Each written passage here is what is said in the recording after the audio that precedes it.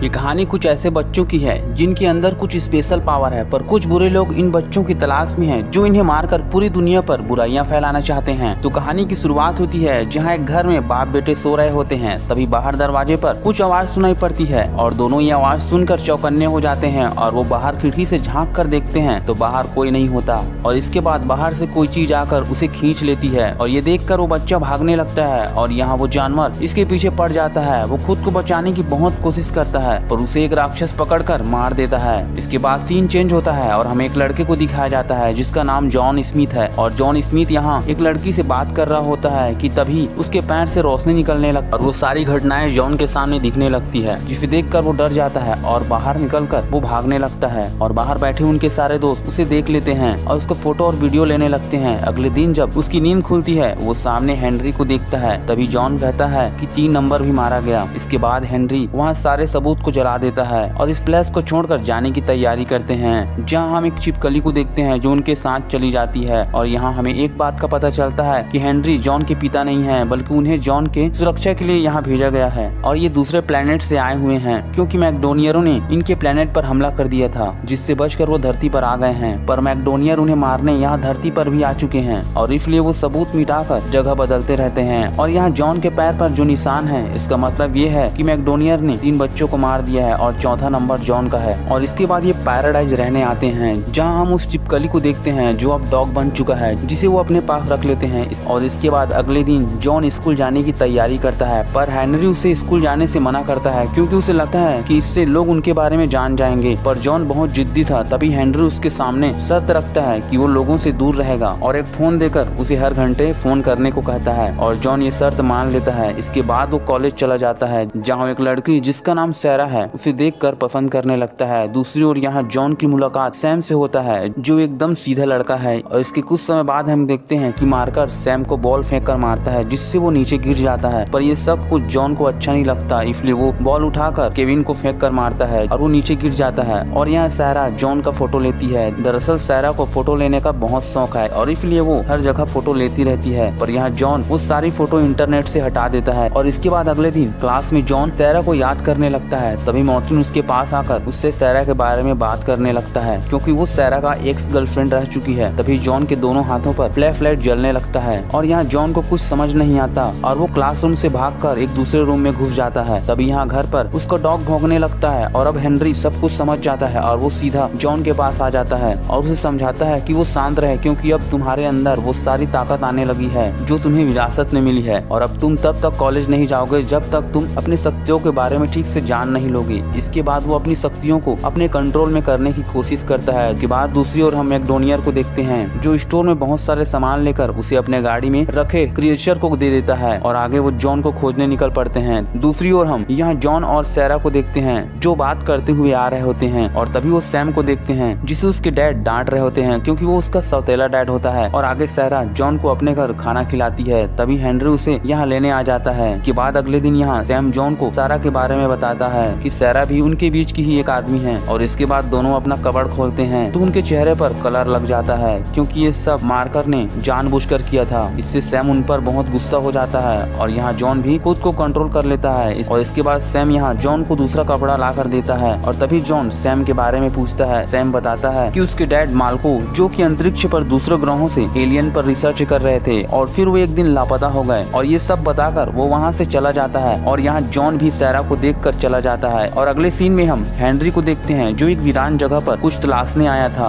और वो नीचे एक पत्थर जैसा कुछ देखता है जो चमक रहा था और उसे वो घर लाकर उस पर रिसर्च करने लगता है। इसके बाद हमें पैराडाइज में एक मेले को दिखाया जाता है, जहाँ जॉन सैरा से सारी बात पूछता है। सैरा बताती है कि मार्क और मेरा ब्रेकअप हो चुका है। इसके बाद जॉन और सैरा वहाँ हॉरर प्लेस चले जाते हैं, जिसे सैम देख लेता है और यहाँ वो दोनों बहुत डरावनी चीजें देखने लगती है। तभी यहाँ जॉन पर हमला होता है, पर जॉन यहाँ सबकी अच्छी धुलाई कर देता है और तभी उसमें से एक आदमी सैरा को मार्क के पास ले आता है। और तभी यहाँ सैम जॉन के हाथों पर वो फ्लैश लाइट देख लेता है और यहाँ जॉन भी मार्कर के पास पहुँच जाता है, जो उसके हाथ तोड़ने ही वाला होता है कि उसे सैरा रोक लेती है। और इसके बाद वो उसे घर छोड़ने को कहती है और अब जॉन सैरा को घर छोड़ने चला जाता है, जहाँ जॉन उसे चुम्मा चाटी करके खुश होकर घर जा रहा था। तभी उसे अपने दूसरी शक्ति के बारे में पता चलता है, जिससे वो दूर किसी भी चीज को तोड़ फोड़ सकता है। और अब वो घर आ रहा था। तब सैम उसे अपने पास बुलाकर उससे सारी चीजें पूछने लगता है और यहाँ जॉन उसे अपने बारे में सब कुछ बता उड़ा देता है। और अगले दिन यहाँ जॉन के घर पर पुलिस आती है जो कल रात हुए हादसे के बारे में उनसे पूछता है, पर जॉन उन्हें कुछ नहीं बताता। इसके बाद पुलिस यहाँ से चली जाती है। इसके बाद हेनरी जॉन को अपना सामान पैक करने को कहता है क्योंकि इनके बारे में सबको पता चल चुका है और उसका एक पुराना वीडियो इंटरनेट पर वायरल भी हो चुका था। पर यहाँ जॉन कहीं जाना नहीं चाहता था, पर हेनरी उसे समझाता है और उसे सैरा से अलविदा लेने के लिए एक दिन का समय देता है। दूसरी ओर हमें एक लड़की को दिखाया जाता है जो कब से जॉन को खोज रही होती है और अब उसे जॉन का लोकेशन पता चल गया है। इसके बाद अगली सुबह यहाँ हेनरी किडनैप हो चुका था और यहाँ जॉन के पास कॉल आता है जो उसे एक लोकेशन पर बुलाता है। जॉन वहाँ सैम की मदद लेकर पहुँच जाता है और यहाँ वो देखता है कि हेनरी चैन से बंधा हुआ है और वो उसे छुड़ा लेता है। तभी वो आदमी सैम को पकड़ लेता है पर जॉन उसे बचा लेता है और तभी यहाँ मैकडोनियर आ जाते हैं और हेनरी उससे बहुत लड़ता है। और अब वो गाड़ी में जैसे ही जाने वाले होते हैं सैम गाड़ी का चाबी घुमा चुका था। हेनरी जॉन को उसे अपने पावर से स्टार्ट करने को कहता है। वो ट्राई करता है तभी एक राक्षस हेनरी को मार देता है और जॉन उस राक्षस को दूर फेंक देता है और वहाँ से भाग जाते हैं जहाँ हेनरी अब मर जाता है। और अब वो सैम को उसके साथ रहने को कहता है और इसके बाद सैम न्यूज चालू करता है जिससे पता चलता है कि वो जॉन और हेनरी को आतंकवादी घोषित कर चुके हैं। इसके बाद जॉन सैम को सैरा के पास छोड़ने को कहता है जहाँ सैम जॉन के हाथ में वो पत्थर देखता है और कहता है कि इस तरह का पत्थर मेरे पास भी है। जॉन उसे कहता है तुम वो पत्थर मुझे ला कर दो और इसके बाद वो सीधे सैरा के पास चला जाता है जहाँ वो सैरा को कुछ कह पाता इससे पहले पुलिस वहाँ आ जाती है। तभी सैरा छत से गिर रही होती है तभी जॉन उसे बचा लेता है और यहाँ वो पुलिस गाड़ी को अपने शक्तियों से रोकने लगता है और वहाँ से भाग जाता है। तभी सैरा उसे एक दूसरे जगह ले जाती है और दूसरी ओर यहाँ वो राक्षस उस पुलिस वाले का गाड़ी रोक लेते हैं और उसे दूर फेंक देते हैं और मार्को को यहाँ घसीटते हुए शीशे में फुटबॉल की तरफ फेंक। और अब ये राक्षस जॉन को मारने अंदर पहुँच चुकी है। तभी यहाँ नंबर 6 आ जाती है और उनसे फाइट करके उन राक्षसों से जॉन को बचा लेती है और यहाँ सैम डॉग के साथ पहुँच जाता है। तभी वो देखता है कि वो राक्षस खतरनाक मॉन्स्टर को जॉन को मारने के लिए खोल देते हैं और यहाँ गाड़ी में बैठा वो डॉग एक खतरनाक मॉन्स्टर बन जाता है। ये देखकर सैम डर जाता है और सीधे जॉन के पास चला जाता है और तभी यहाँ राक्षस और उनके बीच जबरदस्त फाइटिंग शुरू हो जाती है और यहाँ वो मॉन्स्टर उन पर हमला करने वाला होता है कि वो डॉग भी उनसे भिड़ जाता है। तभी यहाँ नंबर 6 की चार्ज खत्म हो जाती है और जॉन को चार्ज करने को कहती है। के बाद यहाँ फिर से उन सब में फाइटिंग शुरू हो जाती है और यहाँ उनसे लड़ते लड़ते जॉन भी कमजोर हो चुका था